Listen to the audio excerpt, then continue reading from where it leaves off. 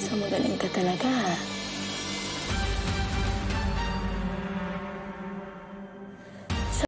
Nagpasalamat sila Tanya at Sky kila Tim, Atty. Bautista at Gino dahil nakalaya na ang dalaga. Sinaad naman ni Tim na alam nila ang inosente si Sky at kailangan lang nilang patunayan na hindi si Sky yung nasa CCTV footage. Natuwa naman si Atty. Bautista na giniit niyang masaya siyang nakatulong siya, sabay sinabi nitong tinanggap niya ang kaso na free dahil kay Gino. Nagpasalamat naman si Gino kay Atty. Bautista dahil tinanggap niya yung kaso ni Sky na kahit madami silang hinahawakan na case na kailangan nilang i-prioritize, na agad namang giniit ni Atty. Bautista na inosente ang kaibigan niya, na yun ang kailangan nilang i-prioritize na kahit sino pa ang biktima. Nabanggit naman ni Gino ang tungkol kay Yana na bagong researcher sa office nila, kaya tinanong ng attorney kung may problema kay Gino, na alam niya kung anong nangyari sa nakaraan, kaya tinanong niya si Gino kung yun pa din ang inaalala ng binata. Sinabihan ni Atty. Bautista na gawin lang niya yung trabaho niya ng maayos at wag niyang parusahan ang sarili niya sa kasalanang hindi niya ginawa dahil mabuting tao si Gino.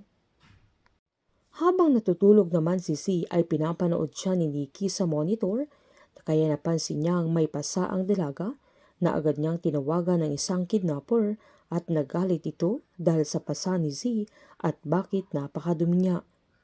Sinaad naman ng kidnapper na patigas ang ulo ng dalaga na ayaw din niyang kumain.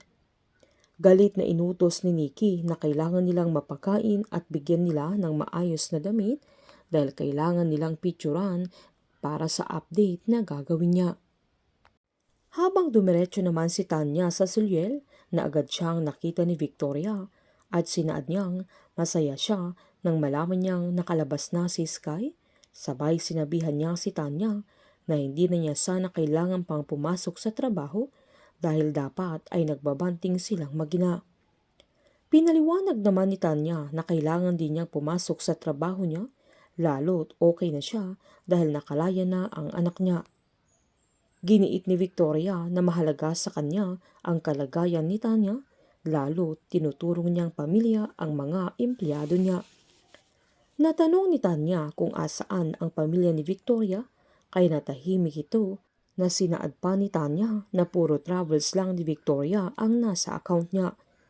Nagbalusot naman si Victoria na gusto niyang maging private ang buhay ng pamilya niya dahil hindi niya mapapatawad ang sarili niya kung may mangyayari sa kanyang pamilya.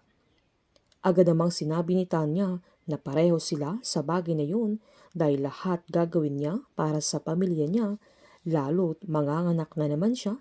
Sabay nagpasalamat siya sa trabahong binigay ni Victoria sa kanya.